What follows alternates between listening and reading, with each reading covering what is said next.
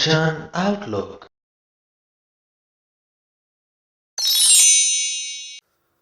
ਸਤਨਾਮ ਸ਼੍ਰੀ ਵਾਹਿਗੁਰੂ ਜੀ। ਸ਼੍ਰੀ ਗੁਰੂ ਗ੍ਰੰਥ ਸਾਹਿਬ ਜੀ ਦੇ 583ਵੇਂ ਅੰਗ 'ਤੇ ਵਿਰਾਜਮਾਨ ਗੁਰਬਾਣੀ ਦੇ ਵਿੱਚ ਗੱਲ ਕਰਦੇ ਹਨ ਗੁਰੂ ਸਾਹਿਬ ਵਿਛੋੜੇ ਦੀ ਅਤੇ ਮਿਲਾਪ ਦੀ, ਗੁਣਾਂ ਦੀ ਅਤੇ ਔਗੁਣਾਂ ਦੀ। ਆਓ ਸਮਝੀਏ। ਜਿਨੀ ਆਪਣਾ ਕੰਤ ਪਛਾਣਿਆ, ਹਉ ਤਿਨ ਪੁੱਛੋ ਸੰਤਾਂ ਜਾਏ। ਆਪ ਛੋੜ ਸੇਵਾ ਕਰੀ, ਪਿਰ ਸਚੜਾ ਮਿਲੈ ਸਹਿਜ ਸੁਭਾਏ। ਹੇ ਸਖੀ, ਜਿਨੀ ਆਪਣਾ ਕੰਤ ਪਛਾਣਿਆ, ਜਿਨ੍ਹਾਂ ਸੰਤ ਜਨਾਂ ਨੇ ਆਪਣੇ ਖਸਮ ਪ੍ਰਭੂ ਨੂੰ ਪਛਾਣ ਲਿਆ, ਉਹਦੇ ਨਾਲ ਸਾਂਝ ਪਾ ਲਈ। ਹਉ ਤਿਨ ਪੁੱਛੋ ਸੰਤਾਂ ਜਾਏ, ਮੈਂ ਉਹਨਾਂ ਸੰਤਾਂ ਤੋਂ ਜਾ ਕੇ ਪੁੱਛਦੀ ਹਾਂ। ਕੀ ਪੁੱਛਦੀ ਹਾਂ? ਕਿ ਉਸ ਪਰਮਾਤਮਾ ਦੇ ਨਾਲ ਮਿਲਾਪ ਕਿਸ ਤਰ੍ਹਾਂ ਹੋ ਸਕਦਾ ਹੈ। ਆਪ ਛੋੜ ਸੇਵਾ ਕਰੀ, ਮੈਂ ਆਪਣਾ ਆਪਾ ਭਾਵ ਤਿਆਗ ਕੇ ਉਹਨਾਂ ਸੰਤ ਜਨਾਂ ਦੀ ਸੇਵਾ ਕਰਦੀ ਹਾਂ। ਪਿਰ ਸਚੜਾ ਮਿਲੈ ਸਹਿਜ ਸੁਭਾਏ, ਅਤੇ ਉਹਨਾਂ ਸੰਤ ਜਨਾਂ ਤੋਂ ਮੈਨੂੰ ਪਤਾ ਲੱਗਿਆ ਹੈ ਕਿ ਹੇ ਸਖੀ, ਸਦਾ ਕਾਇਮ ਰਹਿਣ ਵਾਲਾ ਪ੍ਰਭੂ ਪਤੀ ਆਤਮਿਕ ਅਡੋਲਤਾ ਦੇ ਵਿੱਚ ਟਿਕਿਆਂ, ਪ੍ਰੇਮ ਦੇ ਵਿੱਚ ਜੁੜਿਆਂ ਮਿਲਦਾ ਹੈ। ਪਰਮਾਤਮਾ ਦੇ ਨਾਲ ਮਿਲਾਪ ਹਾਸਲ ਕਰਨਾ ਹੈ ਤੇ ਪਹਿਲਾਂ ਅਸੀਂ ਅਡੋਲ ਹੋ ਜਾਈਏ। ਕਿਵੇਂ ਪਤਾ ਲੱਗੇਗਾ ਕਿ ਅਸੀਂ ਅਡੋਲ ਹੋ ਗਏ ਹਾਂ? ਜਦੋਂ ਸਫ਼ਰ ਦੇ ਵਿੱਚ ਜਾਂਦੇ ਹਾਂ, ਕੋਈ ਤੁਹਾਨੂੰ ਓਵਰਟੇਕ ਕਰ ਜਾਵੇ ਤੇ ਤੁਸੀਂ ਮੁਸਕਰਾ ਦੇਵੋ, ਸਮਝੋ ਤੁਸੀਂ ਅਡੋਲ ਹੋ। ਬੱਚਾ ਕੋਈ ਚੀਜ਼ ਡੋਲ ਦੇਵੇ, ਕੁਝ ਤੋੜ ਦੇਵੇ, ਮੁਸਕਰਾ ਕੇ ਹੱਸ ਕੇ ਬੱਚੇ ਨੂੰ ਸਮਝਾ ਦੇਵੋ ਕਿ ਇੱਦਾਂ ਨਹੀਂ ਕਰੀਦਾ, ਉਹਨੂੰ ਨਾ ਝਿੜਕੋ। ਟੁੱਟੀ ਹੋਈ ਚੀਜ਼ ਦਾ ਤੁਹਾਨੂੰ ਦੁੱਖ ਨਾ ਹੋਵੇ ਤਾਂ ਸਮਝੋ ਕਿ ਅਡੋਲ ਹੋ। ਕੋਈ ਇਮਤਿਹਾਨ ਦੇਣਾ ਹੈ, ਉਹਦੇ ਵਿੱਚੋਂ ਪਾਸ ਹੋਵੋਗੇ ਕਿ ਫੇਲ ਹੋਵੋਗੇ, ਤੁਹਾਨੂੰ ਕੋਈ ਚਿੰਤਾ ਨਹੀਂ। ਤੁਸੀਂ ਆਪਣੀ ਪੜ੍ਹਾਈ ਕਰ ਰਹੇ ਹੋ, ਤਿਆਰੀ ਕਰ ਰਹੇ ਹੋ, ਤੁਹਾਡਾ ਧਿਆਨ ਉਸ ਤਿਆਰੀ ਵਿੱਚ ਹੈ, ਤੁਸੀਂ ਅਡੋਲ ਹੋ। ਨਤੀਜੇ ਆ ਗਏ, ਤੁਸੀਂ ਪਾਸ ਹੋ ਗਏ, ਤਾਂ ਖੁਸ਼ੀ ਦੇ ਵਿੱਚ ਤੁਸੀਂ ਉਛਲਣ ਨਹੀਂ ਲੱਗੇ, ਤਾਂ ਵੀ ਤੁਸੀਂ ਅਡੋਲ ਹੋ। ਫੇਲ ਹੋ ਗਏ ਤਾਂ ਝੋਰੇ ਵਿੱਚ ਨਹੀਂ ਪੈ ਗਏ, ਤਾਂ ਵੀ ਤੁਸੀਂ ਅਡੋਲ ਹੋ। ਬੜੀਆਂ ਹੀ ਉਦਾਹਰਨਾਂ ਨੇ, ਆਪਾਂ ਸਾਰਾ ਦਿਨ ਗਿਣ ਸਕਦੇ ਹਾਂ। ਕਹਿਣ ਤੋਂ ਭਾਵ ਹੈ ਕਿ ਜਦੋਂ ਤੁਸੀਂ ਛੋਟੀਆਂ-ਛੋਟੀਆਂ ਚੀਜ਼ਾਂ ਦੇ ਉੱਪਰ ਦੁਖੀ ਹੋਣੋ ਤੇ ਹੱਦੋਂ ਵੱਧ ਖੁਸ਼ ਹੋਣੋਂ ਹਟ ਗਏ, ਤਾਂ ਉਦੋਂ ਸਮਝ ਲਓ ਕਿ ਅਡੋਲ ਹੋ ਗਏ। ਉਦੋਂ ਪਰਮਾਤਮਾ ਦੇ ਨਾਲ ਤੁਹਾਡਾ ਮਿਲਾਪ ਹੋ ਜਾਏਗਾ। ਪਿਰ ਸੱਚਾ ਮਿਲੈ ਆਏ, ਸਾਚ ਕਮਾਏ। ਸਾਚ ਸ਼ਬਦ ਧਨ ਰਾਤੀ, ਕਦੇ ਨਾ ਰਾਂਡ ਸਦਾ ਸੁਹਾਗਣ। ਅੰਤਰ ਸਹਿਜ ਸਮਾਧੀ। ਪਿਰ ਸੱਚਾ ਮਿਲੈ ਆਏ, ਸਾਚ ਕਮਾਏ। ਸਦਾ ਥਿਰ ਪ੍ਰਭੂ ਆ ਕੇ ਉਸ ਜੀਵ ਇਸਤਰੀ ਨੂੰ ਮਿਲ ਪੈਂਦਾ ਹੈ ਜਿਹੜੀ ਸਦਾ ਥਿਰ ਹਰ ਨਾਮ ਸਿਮਰਨ ਦੀ ਕਮਾਈ ਕਰਦੀ ਹੈ। ਸਾਚ ਸ਼ਬਦ ਧਨ ਰਾਤੀ, ਜਿਹੜੀ ਸਦਾ ਥਿਰ ਹਰ ਨਾਮ ਵਿੱਚ ਜੁੜੀ ਰਹਿੰਦੀ ਹੈ, ਗੁਰੂ ਦੇ ਸ਼ਬਦ ਵਿੱਚ ਰੰਗੀ ਰਹਿੰਦੀ ਹੈ। ਕਦੇ ਨਾ ਰਾਂਡ ਸਦਾ ਸੁਹਾਗਣ। ਰਾਂਡ ਤੋਂ ਭਾਵ ਕਿ ਰੰਡੀ, ਜਿਸ ਦਾ ਪਤੀ ਮਰ ਜਾਵੇ, ਨਿਖਸਮੀ। ਉਹ ਜੀਵ ਇਸਤਰੀ ਜੋ ਸਦਾ ਪਰਮਾਤਮਾ ਦੇ ਨਾਮ ਸ਼ਬਦ ਵਿੱਚ ਜੁੜੀ ਰਹਿੰਦੀ ਹੈ, ਗੁਰੂ ਦੇ ਸ਼ਬਦ ਵਿੱਚ ਜੁੜੀ ਰਹਿੰਦੀ ਹੈ, ਅਤੇ ਉਸ ਨੂੰ ਪਰਮਾਤਮਾ ਆ ਕੇ ਮਿਲ ਪੈਂਦਾ ਹੈ, ਫਿਰ ਉਹ ਕਦੇ ਵੀ ਨਿਖਸਮੀ ਨਹੀਂ ਹੁੰਦੀ, ਸਦਾ ਹੀ ਸੁਹਾਗਣ ਰਹਿੰਦੀ ਹੈ। ਕਦੇ ਨਾ ਰਾਂਡ ਸਦਾ ਸੁਹਾਗਣ, ਅੰਤਰ ਸਹਿਜ ਸਮਾਧੀ। ਉਹਦੇ ਅੰਦਰ ਆਤਮਿਕ ਅਡੋਲਤਾ ਦੀ ਸਮਾਧੀ ਲੱਗੀ ਰਹਿੰਦੀ ਹੈ। ਪਿਰ ਰਹਿਆ ਭਰਪੂਰੇ, ਵੇਖ ਹਦੂਰੇ। ਰੰਗ ਮਾਣੇ ਸਹਿਜ ਸੁਭਾਏ। ਜਿਨੀ ਆਪਣਾ ਕੰਤ ਪਛਾਣਿਆ, ਹਉ ਤਿਨ ਪੁੱਛੋ ਸੰਤਾਂ ਜਾਏ। हे सखी पिर ਰਹਿਆ ਭਰਪੂਰੇ ਵੇਖ ਹਦੂਰੇ। ਉਹ ਪ੍ਰਭੂ ਪਤੀ ਹਰ ਥਾਂ ਮੌਜੂਦ ਹੈ, ਉਸ ਨੂੰ ਤੂੰ ਆਪਣੇ ਅੰਗ ਸੰਗ ਵਸਦਾ ਵੇਖ। ਆਤਮਕ ਅਡੋਲਤਾ ਵਿੱਚ ਟਿਕ ਕੇ, ਪ੍ਰੇਮ ਵਿੱਚ ਜੁੜ ਕੇ ਉਸ ਦੇ ਮਿਲਾਪ ਦਾ ਆਨੰਦ ਮਾਣ। ਹੇ ਸਖੀ, ਜਿਨ੍ਹਾਂ ਸੰਤ ਜਨਾਂ ਨੇ ਆਪਣੇ ਖਸਮ ਪ੍ਰਭੂ ਨਾਲ ਸਾਂਝ ਪਾ ਲਈ ਹੈ, ਮੈਂ ਜਾ ਕੇ ਉਹਨਾਂ ਨੂੰ ਪੁੱਛਦੀ ਹਾਂ ਕਿ ਉਸ ਪਰਮਾਤਮਾ ਦੇ ਨਾਲ ਮਿਲਾਪ ਕਿਵੇਂ ਹੋ ਸਕਦਾ ਹੈ। ਪਿਰੋਂ ਵਿਸ਼ੁੰਨੀਆਂ ਵੀ ਮਿਲੈ, ਜੇ ਸਤਿਗੁਰ ਲਾਗਾਂ ਸਾਚੇ ਪਾਏ। ਸਤਿਗੁਰ ਸਦਾ ਦਇਆਲ ਹੈ, ਅਵਗੁਣ ਸ਼ਬਦ ਜਲਾਏ। ਹੇ ਸਖੀ, ਅਸੀਂ ਜੀਵ ਇਸਤਰੀਆਂ ਪ੍ਰਭੂ ਪਤੀ ਤੋਂ ਵਿਛੜੀਆਂ ਹੋਈਆਂ ਫਿਰ ਵੀ ਉਸ ਨੂੰ ਮਿਲ ਸਕਦੀਆਂ ਹਾਂ, ਜੇ ਸਤਿਗੁਰ ਲਾਗਾਂ ਸਾਚੇ ਪਾਏ, ਜੇ ਅਸੀਂ ਸੱਚੇ ਸਤਿਗੁਰੂ ਦੇ ਚਰਨੀ ਲੱਗੀਏ। ਸਤਿਗੁਰ ਸਦਾ ਦਇਆਲ ਹੈ, ਗੁਰੂ ਤਾਂ ਸਦਾ ਹੀ ਦਇਆਵਾਨ ਹੈ। ਸ਼ਰਨ ਪਿਆਂ ਦੇ ਅਵਗਣ ਆਪਣੇ ਸ਼ਬਦ ਵਿੱਚ ਜੋੜ ਕੇ ਸਾੜ ਦਿੰਦਾ ਹੈ, ਅਵਗਣ ਸ਼ਬਦ ਜਲਾਏ। ਅਵਗਣ ਸ਼ਬਦ ਜਲਾਏ, ਦੂਜਾ ਭਾਉ ਗਵਾਏ। ਸੱਚੇ ਹੀ ਸੱਚ ਰਾਤੀ, ਸੱਚਾ ਸ਼ਬਦ ਸਦਾ ਸੁਖ ਪਾਇਆ। ਹਉ ਮੈਂ ਗਈ ਪਰਾਤੀ। ਗੁਰੂ ਸ਼ਰਨ ਪਿਆਂ ਦੇ ਔਗਣ ਆਪਣੇ ਸ਼ਬਦ ਦੇ ਰਾਹੀਂ ਸਾੜ ਦਿੰਦਾ ਹੈ, ਉਹਨਾਂ ਦਾ ਮਾਇਆ ਦਾ ਪਿਆਰ ਦੂਰ ਕਰ ਦਿੰਦਾ ਹੈ।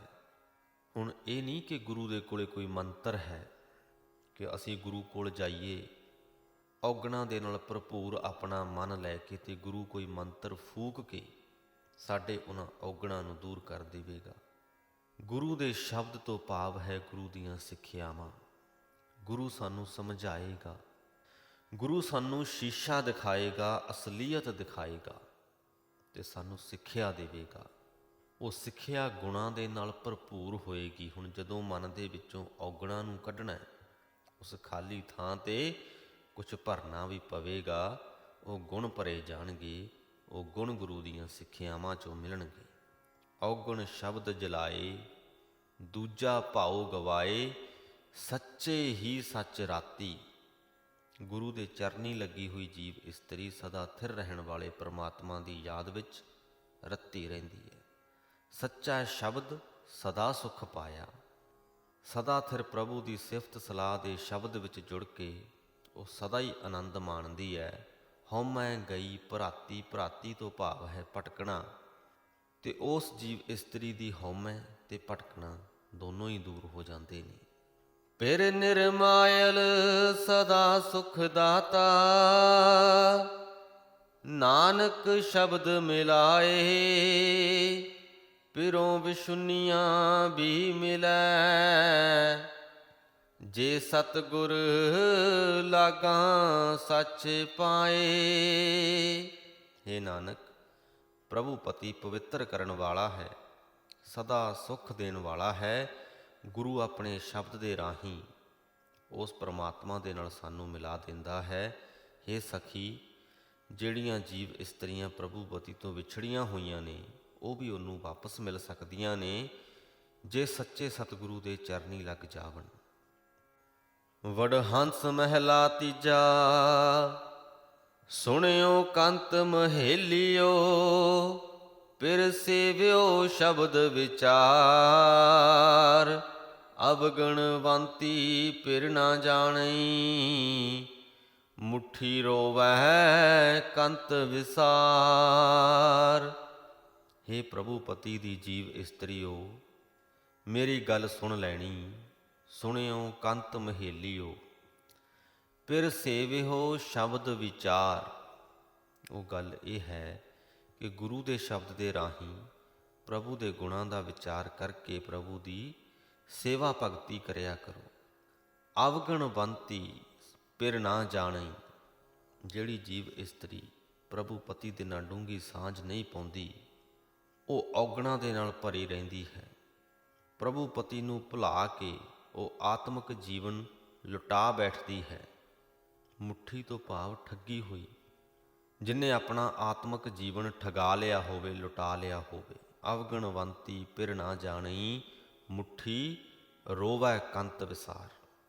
ਪ੍ਰਭੂ ਨੂੰ ਵਿਸਾਰ ਕੇ ਆਪਣਾ ਆਤਮਿਕ ਜੀਵਨ ਲੁਟਾ ਬੈਠਦੀ ਹੈ ਤੇ ਫਿਰ ਰੋਂਦੀ ਹੈ, ਦੁਖੀ ਹੁੰਦੀ ਹੈ। ਰੋਵੈ ਕੰਤ ਸਮਾਲ ਸਦਾ ਗੁਣ ਸਾਰ, ਨਾ ਪਿਰ ਮਰੈ ਨਾ ਜਾਏ। ਗੁਰਮੁਖ ਜਾਤਾ ਸ਼ਬਦ ਪਛਾਤਾ, ਸਾਚੈ ਪ੍ਰੇਮ ਸਮਾਏ। ਪਰ ਜਿਹੜੀ ਜੀਵ ਇਸਤਰੀ ਪ੍ਰਭੂ ਨੂੰ ਹਿਰਦੇ ਵਿੱਚ ਵਸਾ ਕੇ, ਪ੍ਰਭੂ ਦੇ ਗੁਣ ਸਦਾ ਚੇਤੇ ਕਰ ਕਰਕੇ, ਪ੍ਰਭੂ ਦੇ ਦਰ 'ਤੇ ਸਦਾ ਅਰਜ਼ੋਈਆਂ ਕਰਦੀ ਰਹਿੰਦੀ ਹੈ, ਉਸ ਦਾ ਖਸਮ ਪ੍ਰਭੂ ਕਦੇ ਮਰਦਾ ਨਹੀਂ, ਕਦੇ ਉਹਨੂੰ ਛੱਡ ਕੇ ਨਹੀਂ ਜਾਂਦਾ। ਜਿਹੜੀ ਜੀਵ ਇਸਤਰੀ ਗੁਰੂ ਦੀ ਸ਼ਰਨ ਪੈ ਕੇ ਪ੍ਰਭੂ ਨਾਲ ਡੂੰਘੀ ਸਾਂਝ ਪਾਉਂਦੀ ਹੈ, ਗੁਰਮੁਖ ਜਾਤਾ ਸ਼ਬਦ ਪਛਾਤਾ, ਸਾਚਾ ਪ੍ਰੇਮ ਸਮਾਏ। ਗੁਰੂ ਦੇ ਸ਼ਬਦ ਰਾਹੀਂ ਪ੍ਰਭੂ ਨਾਲ ਜਾਣ ਪਛਾਣ ਬਣਾਉਂਦੀ ਹੈ, ਉਹ ਸਦਾ ਕਾਇਮ ਰਹਿਣ ਵਾਲੇ ਪ੍ਰਭੂ ਦੇ ਪ੍ਰੇਮ ਵਿੱਚ ਲੀਨ ਰਹਿੰਦੀ ਹੈ। ਜਿਨ ਆਪਣਾ ਪਿਰ ਨਹੀਂ ਜਾਤਾ, ਕਰਮ ਵਿਧਾਤਾ। ਕੂੜ ਮੁੱਠੀ ਕੁੜਿਆਰੇ, ਸੁਣਿਓ ਕੰਤ ਮਹੇਲਿਓ। ਪਿਰ ਸੇਵਿਓ ਸ਼ਬਦ ਵਿਚਾਰੇ। ਜਿਨ ਆਪਣਾ ਪਿਰ ਨਹੀਂ ਜਾਤਾ, ਕਰਮ ਵਿਧਾਤਾ। ਜਿਸ ਜੀਵ ਇਸਤਰੀ ਨੇ ਆਪਣੇ ਉਸ ਪ੍ਰਭੂ ਪਤੀ ਦੇ ਨਾਲ ਸਾਂਝ ਨਹੀਂ ਬਣਾਈ, ਉਸ ਪ੍ਰਮਾਤਮਾ ਨੂੰ ਨਹੀਂ ਜਾਣਿਆ, ਨਹੀਂ ਪਛਾਣਿਆ, ਉਹ ਪ੍ਰਮਾਤਮਾ ਜੋ ਸਭ ਜੀਵਾਂ ਨੂੰ ਉਹਨਾਂ ਦੇ ਕਰਮਾਂ ਅਨੁਸਾਰ ਪੈਦਾ ਕਰਨ ਵਾਲਾ ਹੈ, ਉਸ ਕੂੜ ਦੀ ਵਣਜਾਰਨ ਨੂੰ ਮਾਇਆ ਦਾ ਮੋਹ ਠੱਗੀ ਰੱਖਦਾ ਹੈ। ਕੂੜ ਮੁੱਠੀ ਕੁੜਿਆਰੇ। ਇਸ ਵਾਸਤੇ ਹੇ ਪ੍ਰਭੂ ਪਤੀ ਦੀ ਜੀਵ ਇਸਤਰੀਓ, ਮੇਰੀ ਬੇਨਤੀ ਸੁਣ ਲੈਣੀ। ਗੁਰੂ ਦੇ ਸ਼ਬਦ ਦੇ ਰਾਹੀਂ ਪ੍ਰਭੂ ਦੇ ਗੁਣਾਂ ਦੀ ਵਿਚਾਰ ਕਰਕੇ ਪ੍ਰਭੂ ਦੀ ਸੇਵਾ ਭਗਤੀ ਕਰਿਆ ਕਰੋ। ਸਭ ਜਗ ਆਪ ਉਪਾਇਓਨ, ਆਵਣ ਜਾਣ ਸੰਸਾਰਾ। ਮਾਇਆ ਮੋਹ ਖੁਆਇਨ, ਮਰ ਜੰਮੈ ਵਾਰੋ ਵਾਰਾ। ਇਹ ਭਾਈ, ਸਾਰਾ ਜਗਤ ਤੇ ਜਗਤ ਦਾ ਜਨਮ ਮਰਨ ਪਰਮਾਤਮਾ ਨੇ ਆਪ ਬਣਾਇਆ ਹੈ। ਮਾਇਆ ਦਾ ਮੋਹ ਪੈਦਾ ਕਰਕੇ ਇਸ ਮੋਹ ਦੇ ਵਿੱਚ ਜਗਤ ਨੂੰ ਪਰਮਾਤਮਾ ਨੇ ਆਪ ਹੀ ਭੁਲਾਇਆ ਹੋਇਆ ਹੈ। ਤਾਈਏ ਹੀ ਇਹ ਮੁੜ ਮੁੜ ਜੰਮਦਾ ਮਰਦਾ ਰਹਿੰਦਾ ਹੈ। ਮਰ ਜੰਮੈ ਵਾਰੋ ਵਾਰਾ, ਵਧੈ ਵਿਕਾਰਾ। ਗਿਆਨ ਵਿਹੂਣੀ ਮੁੱਠੀ, ਬਿਨ ਸ਼ਬਦ ਹੈ ਪਿਰ ਨਾ ਪਾਇਓ। ਜਨਮ ਗਵਾਇਓ, ਰੋਵੈ ਅਵਗੁਣਿਆਰੀ ਝੂਠੀ। ਮਾਇਆ ਦੇ ਮੋਹ ਵਿੱਚ ਫਸ ਕੇ ਜੀਵ ਮੁੜ ਮੁੜ ਜੰਮਦਾ ਮਰਦਾ ਰਹਿੰਦਾ ਹੈ। ਮਰ ਜੰਮੈ ਵਾਰੋ ਵਾਰਾ, ਵਧੈ ਵਿਕਾਰਾ। ਇਹਦੇ ਵਿੱਚ ਵਿਕਾਰ ਵੱਧਦੇ ਰਹਿੰਦੇ ਨੇ। ਗਿਆਨ ਵਿਹੂਣੀ ਮੁੱਠੀ। ਆਤਮਿਕ ਜੀਵਨ ਦੀ ਸੂਝ ਤੋਂ ਸੱਖਣੀ ਦੁਨੀਆ ਆਤਮਿਕ ਜੀਵਨ ਦੀ ਰਾਸ ਪੂੰਜੀ ਲੁਟਾ ਬੈਠਦੀ ਹੈ। ਬਿਨ ਸ਼ਬਦੈ ਪਿਰ ਨਾ ਪਾਇਓ।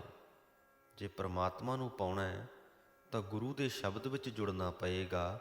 ਗੁਰੂ ਦੇ ਸ਼ਬਦ ਤੋਂ ਬਿਨਾਂ ਪ੍ਰਭੂ ਪਤੀ ਦਾ ਮਿਲਾਪ ਨਹੀਂ ਹੋ ਸਕਦਾ, ਤੇ ਪ੍ਰਭੂ ਪਤੀ ਦੇ ਮਿਲਾਪ ਤੋਂ ਬਿਨਾਂ ਜਨਮ ਗਵਾਇਓ।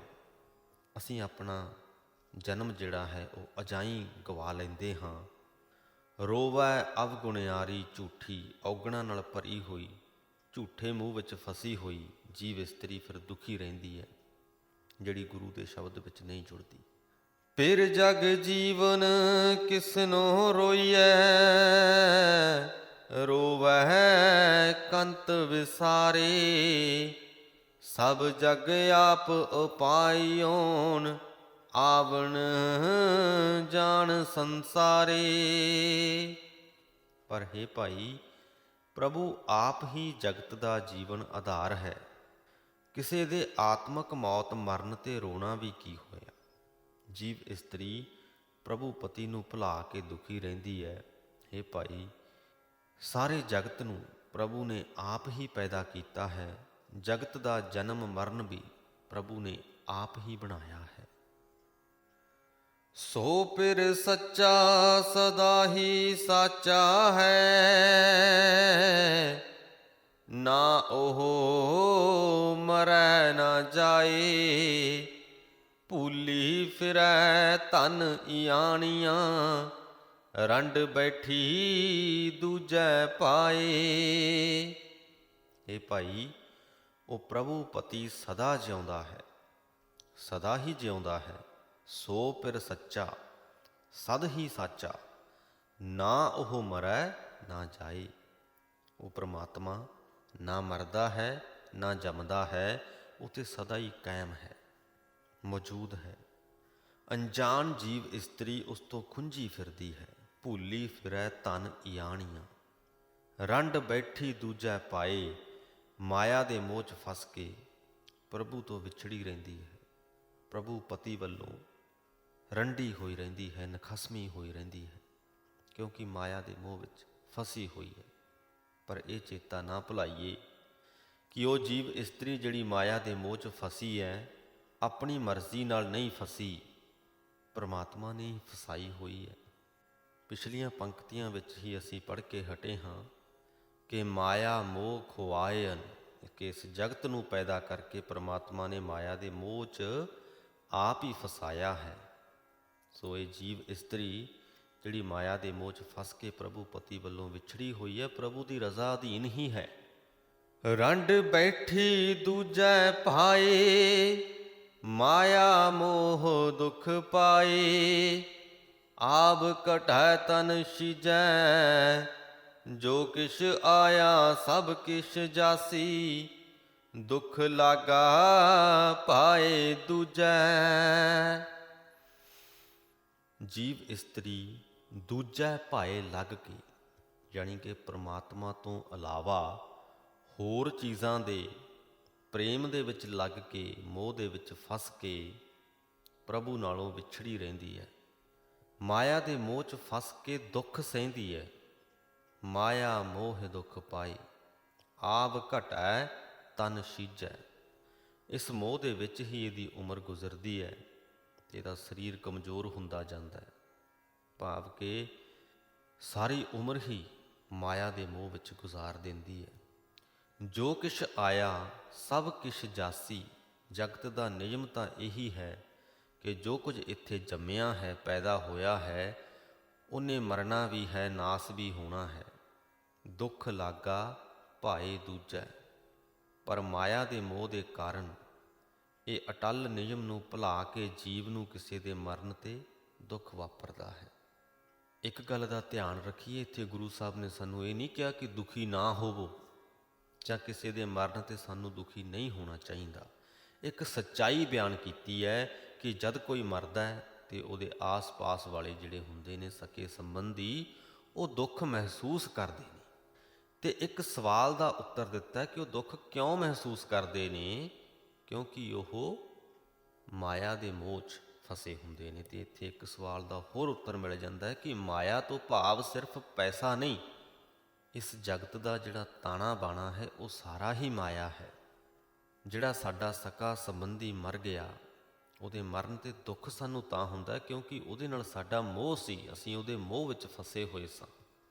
ਇਹ ਗਿਆਨ ਗੁਰੂ ਸਾਹਿਬ ਸਾਨੂੰ ਦੇ ਜਾਂਦੇ ਨੇ। ਇਹ ਨਹੀਂ ਕਹਿੰਦੇ ਕਿ ਮੋਹ 'ਚ ਫਸ ਕੇ ਤੇ ਤੁਸੀਂ ਦੁਖੀ ਨਾ ਹੋਵੋ, ਜਾਂ ਦੁਖੀ ਹੋਣਾ ਕੋਈ ਗਲਤ ਗੱਲ ਹੈ। ਸਿਰਫ ਜੋ ਹੋ ਰਿਹਾ ਹੈ, ਜੋ ਹੁੰਦਾ ਹੈ, ਉਸ ਨੂੰ ਬਿਆਨ ਕੀਤਾ ਹੈ ਕਿ ਤੁਸੀਂ ਮੋਹ 'ਚ ਫਸੇ ਹੁੰਦੇ ਹੋ, ਤਾਂ ਕਰਕੇ ਦੁੱਖ ਮਹਿਸੂਸ ਕਰਦੇ ਹੋ। ਅੱਗੇ ਪਿੱਛੇ ਗੁਰੂ ਸਾਹਿਬ ਸਾਨੂੰ ਬੜੀ ਵਾਰ ਸਿੱਖਿਆ ਦਿੰਦੇ ਨੇ ਕਿ ਅਸੀਂ ਮੋਹ ਵਿੱਚ ਨਾ ਫਸੀਏ। ਜੇ ਮੋਹ 'ਚ ਨਹੀਂ ਫਸਾਂਗੇ ਤਾਂ ਦੁਖੀ ਨਹੀਂ ਹੋਵਾਂਗੇ, ਪਰ ਜੋ ਮੋਹ ਵਿੱਚ ਫਸਿਆ ਹੋਇਆ ਹੈ ਉਹਦਾ ਦੁਖੀ ਹੋਣਾ ਲਾਜ਼ਮੀ ਹੈ। ਇਹ ਸੱਚਾਈ ਹੈ, ਇਹ ਗੁਰੂ ਸਾਹਿਬ ਨੇ ਬਿਆਨ ਕੀਤੀ ਹੈ। ਜਮ ਕਾਲ ਨਾ ਸੂਝੈ, ਮਾਇਆ ਲਗ ਲੂਝੈ। ਲਬ ਲੋਭ ਚਿਤ ਲਾਏ। ਸੋ ਪਿਰ ਸਾਚਾ ਸਦ ਹੀ ਸਾਚਾ, ਨਾ ਉਹ ਮਰੈ ਨਾ ਜਾਏ। ਜਗਤ ਸਦਾ ਹੀ ਮਾਇਆ ਦੀ ਖਾਤਰ ਲੜਦਾ ਝਗੜਦਾ ਹੈ। ਇਹਨੂੰ ਸਿਰ ਦੇ ਉੱਤੇ ਆਈ ਮੌਤ ਨਹੀਂ ਸੁੱਝਦੀ। ਜਮ ਕਾਲ ਨਾ ਸੁੱਝੈ, ਮਾਇਆ ਜਗ ਲੂਝੈ। ਲਭ ਲੋਭ ਚਿੱਤ ਲਾਏ, ਲਭ ਤੇ ਲੋਭ ਵਿੱਚ ਹੀ ਆਪਣਾ ਚਿੱਤ ਲਾਈ ਰੱਖਦਾ ਹੈ। ਇਹ ਭਾਈ, ਉਹ ਪ੍ਰਭੂ ਪਤੀ ਸਦਾ ਜਿਉਂਦਾ ਹੈ, ਸਦਾ ਹੀ ਜਿਉਂਦਾ ਹੈ, ਸਦਾ ਹੀ ਮੌਜੂਦ ਹੈ। ਉਹ ਨਾ ਜੰਮਦਾ ਹੈ ਤੇ ਨਾ ਮਰਦਾ ਹੈ। ਇੱਕ ਰੋਵੈ ਪਿਰੀ ਵਿਸ਼ੁਨੀਆਂ, ਅੰਧੀ ਨਾ ਜਾਣੈ ਪਿਰ ਨਾਲੇ। ਗੁਰ ਪ੍ਰਸਾਦੀ ਸਾਚਾ ਪਿਰ ਮਿਲੈ, ਅੰਤਰ ਸਦਾ ਸਮਾਲੇ। ਕਈ ਜੀਵ ਇਸਤਰੀਆਂ ਐਸੀਆਂ ਹਨ ਜੋ ਪ੍ਰਭੂ ਪਤੀ ਤੋਂ ਵਿਛੜ ਕੇ ਦੁਖੀ ਹੁੰਦੀਆਂ ਰਹਿੰਦੀਆਂ ਹਨ। ਮਾਇਆ ਦੇ ਮੋਹ ਵਿੱਚ ਅੰਨੀ ਹੋਈ ਜੀਵ ਇਸਤਰੀ ਇਹ ਨਹੀਂ ਸਮਝਦੀ ਕਿ ਪ੍ਰਭੂ ਪਤੀ ਹਰ ਵੇਲੇ ਨਾਲ ਵਸਦਾ ਹੈ। ਪਰਮਾਤਮਾ ਤੋਂ ਵਿਛੋੜੇ ਦਾ ਦੁੱਖ ਕੀ ਕਰਨਾ ਹੋਇਆ? ਪਰਮਾਤਮਾ ਤੇ ਸਦਾ ਹੀ ਸਾਡੇ ਅੰਗ ਸੰਗ ਹੈ, ਉਹਦੇ ਤੋਂ ਤੇ ਅਸੀਂ ਵਿਛੜ ਹੀ ਨਹੀਂ ਸਕਦੇ। ਪਰਮਾਤਮਾ ਤੋਂ ਸਾਡਾ ਵਿਛੋੜਾ ਸਾਡੀ ਅਣਗਹਿਲੀ ਕਰਕੇ ਹੈ। ਸਾਡਾ ਕੋਈ ਸਕਾ ਸੰਬੰਧੀ ਸਾਡੇ ਤੋਂ ਦੂਰ ਚਲਾ ਜਾਵੇ ਤੇ ਸਾਡੇ ਕੋਲ ਉਹਦਾ ਕੋਈ ਕੰਟੈਕਟ ਵੀ ਨਾ ਹੋਵੇ, ਨਾ ਕੋਈ ਅਸੀਂ ਉਹਦਾ ਫੋਨ ਨੰਬਰ ਹੋਵੇ, ਨਾ ਕੋਈ ਈਮੇਲ ਹੋਵੇ, ਨਾ ਫੇਸਬੁੱਕ, ਨਾ ਕੁਝ ਹੋਰ, ਅਸੀਂ ਉਹਦੇ ਨਾਲ ਸੰਪਰਕ ਨਹੀਂ ਕਰ ਸਕਦੇ, ਤਾਂ ਉੱਥੇ ਦੂਰੀ ਵੀ ਹੈ ਤੇ ਸੰਪਰਕ ਦਾ ਕੋਈ ਸਾਧਨ ਵੀ ਨਹੀਂ। ਉਸ ਵਿਛੋੜੇ ਦਾ ਜੇ ਤੁਹਾਨੂੰ ਦੁੱਖ ਹੁੰਦਾ ਹੈ ਤਾਂ ਜਾਇਜ਼ ਵੀ ਹੈ। ਸਾਡਾ ਸਕਾ ਸੰਬੰਧੀ ਕੋਈ ਮਰ ਗਿਆ, ਉਹ ਤੇ ਬਹੁਤ ਲੰਬੀ ਦੂਰੀ ਪੈ ਗਈ, ਉੱਥੇ ਤੇ ਫਿਰ ਸੰਪਰਕ ਦੀ ਕੋਈ ਗੁੰਜਾਇਸ਼ ਵੀ ਨਹੀਂ ਰਹਿ ਜਾਂਦੀ। ਦੁਖੀ ਹੋਣਾ ਬਣਦਾ ਹੈ, ਉਹ ਵੀ ਤਾਂ ਕਿਉਂਕਿ ਅਸੀਂ ਮੋਹ 'ਚ ਫਸੇ ਹੋਏ ਹਾਂ। ਕਿਉਂਕਿ ਸਾਨੂੰ ਜੀਵਾਂ ਨੂੰ ਪਰਮਾਤਮਾ ਨੇ ਬਣਾਇਆ ਹੀ ਐਸਾ ਹੈ ਕਿ ਅਸੀਂ ਮੋਹ ਵਿੱਚ ਫਸ ਜਾਂਦੇ ਹਾਂ। ਪਰ ਪਰਮਾਤਮਾ ਦੇ ਨਾਲ ਉਹ ਵਿਛੋੜੇ ਦਾ ਦੁੱਖ ਨਾ ਕਰਨਾ ਹੋਇਆ, ਕਿਉਂਕਿ ਪਰਮਾਤਮਾ ਤੇ ਸਦਾ ਹੀ ਸਾਡੇ ਅੰਗ ਸੰਗ ਹੈ, ਉੱਥੇ ਤੇ ਦੂਰੀ ਹੈ ਹੀ ਨਹੀਂ। ਤੇ ਪਰਮਾਤਮਾ ਦੇ ਨਾਲ ਸੰਪਰਕ ਕਰਨ ਦੇ ਲਈ ਕੋਈ ਖਾਸ ਯੰਤਰ ਵੀ ਨਹੀਂ ਚਾਹੀਦਾ, ਸਿਰਫ ਇੱਕ ਇੱਛਾ ਚਾਹੀਦੀ ਹੈ। ਉਹਨੂੰ ਤੇ ਅਸੀਂ ਆਪਣੇ ਦਿਲ ਦੀ ਧੜਕਣ ਦੇ ਵਿੱਚ ਹੀ ਮਹਿਸੂਸ ਕਰ ਸਕਦੇ ਹਾਂ, ਆਪਣੇ ਸਾਹਾਂ ਦੇ ਵਿੱਚ ਹੀ ਮਹਿਸੂਸ ਕਰ ਸਕਦੇ ਹਾਂ। ਆਪਣੀਆਂ ਇਹਨਾਂ ਅੱਖਾਂ ਦੇ ਨਾਲ ਇੰਨਾ ਸੁੰਦਰ ਇਹ ਜਗਤ ਵੇਖਦੇ ਪਏ ਹਾਂ, ਇਸ ਜਗਤ ਦੀ ਸੁੰਦਰਤਾ ਦੇ ਵਿੱਚ ਉਸ ਪਰਮਾਤਮਾ ਨੂੰ ਮਹਿਸੂਸ ਕਰ ਸਕਦੇ ਹਾਂ। ਪਰਮਾਤਮਾ ਤੋਂ ਤੇ ਵਿਛੋੜਾ ਹੈ ਹੀ ਨਹੀਂ, ਉਹ ਤੇ ਸਿਰਫ ਸਾਡੀ ਅਣਗਹਿਲੀ ਕਰਕੇ ਆ, ਕਿਉਂਕਿ ਅਸੀਂ ਧਿਆਨ ਨਹੀਂ ਦਿੰਦੇ। ਜਦੋਂ ਹੀ ਧਿਆਨ ਦਈਏ ਤੇ ਪਰਮਾਤਮਾ ਤੇ ਸਾਖਸ਼ਾਤ ਸਾਡੇ ਸਾਹਮਣੇ ਹੈ, ਅੰਗ ਸੰਗ ਹੈ। ਪਰ ਫਿਰ ਵੀ ਇੱਕ ਰੋਵੈ ਪਿਰੈ ਵਿਸ਼ੁਨੀਆਂ, ਅੰਧੀ ਨਾ ਜਾਣੈ ਪਿਰ ਨਾਲੇ। ਫਿਰ ਵੀ ਕਈ ਜੀਵ ਇਸਤਰੀਆਂ ਪਰਮਾਤਮਾ ਦੇ ਵਿਛੋੜੇ ਤੋਂ ਦੁਖੀ ਹੁੰਦੀਆਂ ਨੇ, ਮਾਇਆ ਦੇ ਮੋਹ 'ਚ ਅੰਨੀਆਂ ਹੋਈਆਂ, ਇਹ ਗੱਲ ਨਹੀਂ ਜਾਣਦੀਆਂ ਕਿ ਪਰਮਾਤਮਾ ਤੇ ਸਦਾ ਹੀ ਸਾਡੇ ਨਾਲ ਵਸਦਾ ਹੈ। ਗੁਰ ਪ੍ਰਸਾਦੀ ਸਾਚਾ ਪਿਰ ਮਿਲੈ, ਅੰਤਰ ਸਦਾ ਸੰਭਾਲੇ। ਗੁਰੂ ਦੀ ਕਿਰਪਾ ਨਾਲ ਜਿਹੜੀ ਜੀਵ ਇਸਤਰੀ ਪ੍ਰਭੂ ਪਤੀ ਨੂੰ ਸਦਾ ਆਪਣੇ ਹਿਰਦੇ 'ਚ ਵਸਾਈ ਰੱਖਦੀ ਹੈ, ਉਸ ਨੂੰ ਸਦਾ ਹੀ ਜਿਉਂਦਾ ਜਾਗਦਾ ਪ੍ਰਭੂ ਮਿਲ ਪੈਂਦਾ।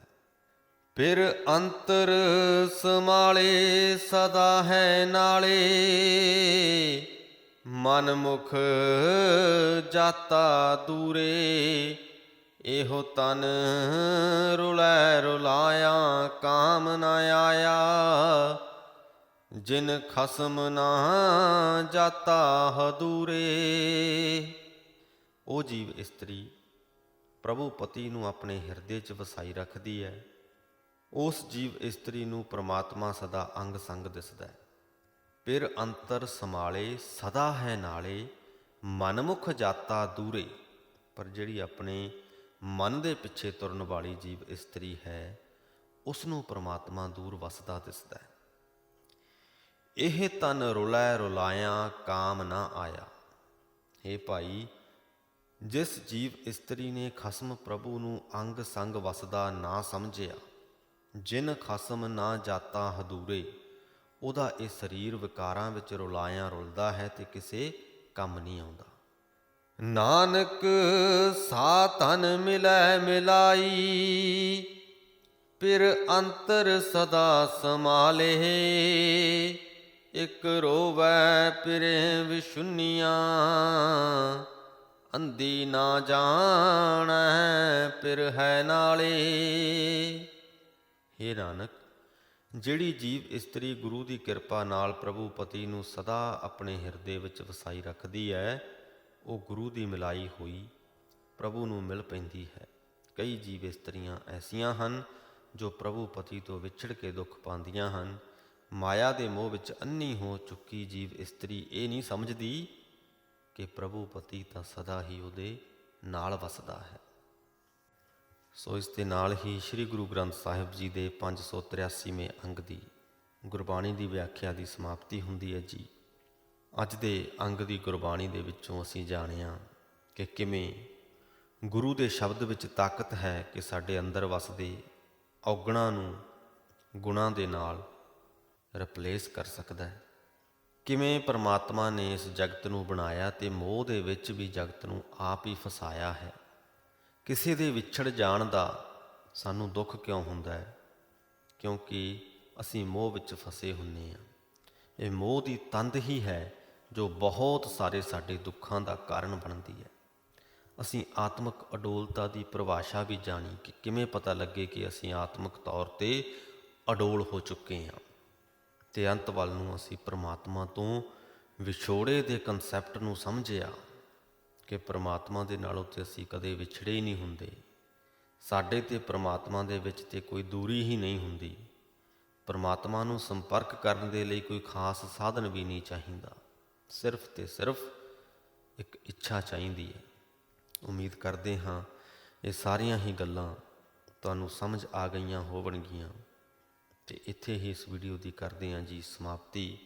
ਬੁਲਾਓ ਫਤਿਹ। ਵਾਹਿਗੁਰੂ ਜੀ ਕਾ ਖਾਲਸਾ, ਵਾਹਿਗੁਰੂ ਜੀ ਕੀ ਫਤਿਹ।